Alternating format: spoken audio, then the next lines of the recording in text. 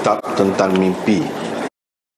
Baik, kita tengok Imam Nawawi sebut ni, aliran ahli sunnah dalam memahami, menanggapi hakikat mimpi tu gapo dia mimpi.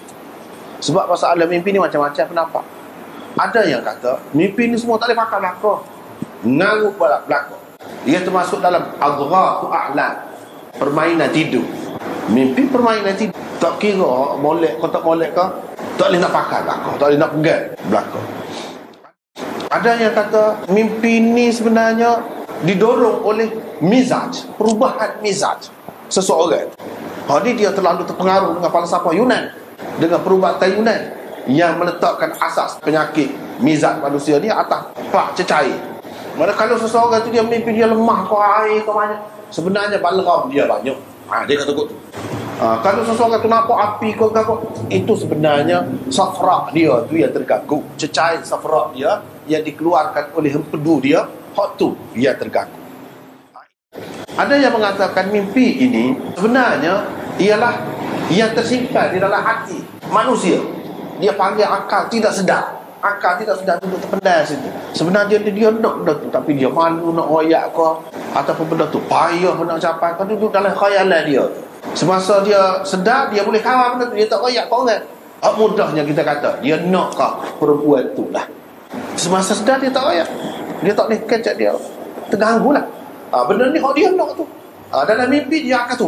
Sebab apa? Tekanan tu rengek, tidak kuat. Dan kesedaran dia tu tak ada dah, dia tidak boleh kawal benda tu. Jadi tubik lah. Sebenarnya hak ni ia tersimpan di bawah akal tak sedar dia. Ahli psikologi kata begitulah. Tapi bagi kita orang Islam ni sedar, kita ada panduan. Nabi SAW sudah royak dah mimpi ni lagu mana. Dan mimpi ni memanglah ada hak mengarut tu, kita kata hak mengarut tu. Adghah tu ahlam memang ada. Hak mengarut. Hak daripada tekanan jiwa. Kita kata hak memang kita nak idaman hati kita tak boleh nyatakan kepada orang. Tu pun Islam terima juga. Patutlah. Ar-ru'ya as-salihah bushra min Allah. So betul mimpi.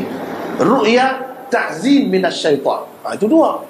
Yang ketiga, ru'ya mimma yuhaddithul mar'u nafsahu, yang merupakan bisikan jiwa, hati kecil manusia. Mana ada beberapa macam. Hak daripada syaitan kita tak boleh pakai. Hak bisikan hati itu pun tidak menjadi panduan juga. Cumanya kepada ahli psikologi boleh jadi panduan lah. Tetapi hak jadi panduan, hak kata juz'un min 46 juz'an min an-nubuwwah. Hak yang pertama sahaja, iaitu mimpi daripada Allah, mimpi yang baik. Nah, hak ni jadi panduan. Panduan ni bukan setakat untuk learn ni saja, akan datang hak masa lepas boleh pergi. Bukan berkenaan dengan diri kita saja, tidak. Berkenaan dengan anak-beranak kita, keluarga kita pun boleh berlaku. Dia jadi panduan. Hak itulah yang kita nak tahu hakikat mimpi ni mengikut Imam Nawawi. Hakikatnya Allah Subhanahu Wa Taala meletakkan beberapa perkara di dalam hati orang yang tidur tu, seperti dia meletakkan dalam hati orang yang jaga, orang yang sedar. Tuhan kan letak, mari nak pergi sana, nak buat benda ni. Ni pun dah betul lah. Allah Subhanahu Wa Taala. Gapo pun dalam kehidupan kita ni mengikut Islam daripada Allah.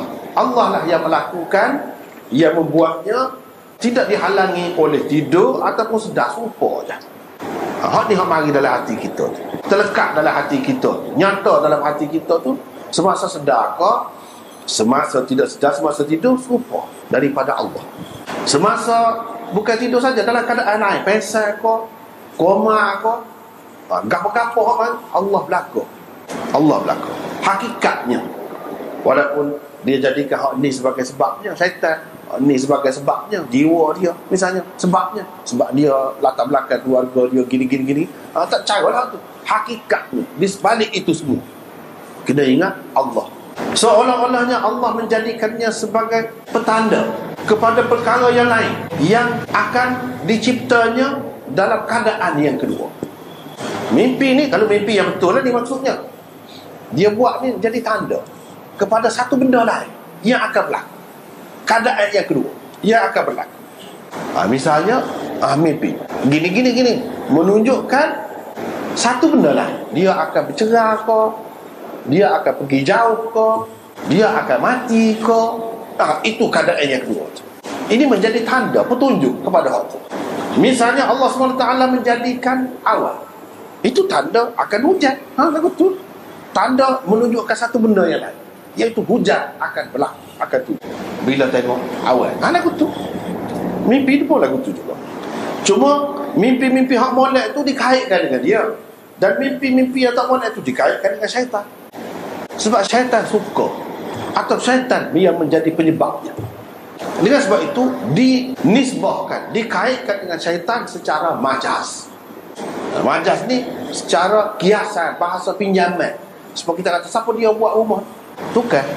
Tukar tu majaz. Hak sebenarnya Allah. Walaupun nampak tukar tu, paku tu, buat apa tu, nyeming apa tu, hak sebenarnya Allah. Tapi kita kata tukar sebab dia yang menjadi sebab. Kalau Tuhan tak boleh jadi, dia jadi lagu lain. Tu hakikatnya. Tukar apa? Tukar. Sakit tak boleh. Kuasa tu bagi mana? Dia boleh kuasa. Bagi mana? Dia boleh hujan kau. Tak boleh buat kerja, hujan. Allah lah tu hakikatnya. Cuba mengikut sebab zahir, kalau ada cukup syarat dia, jadilah gitulah.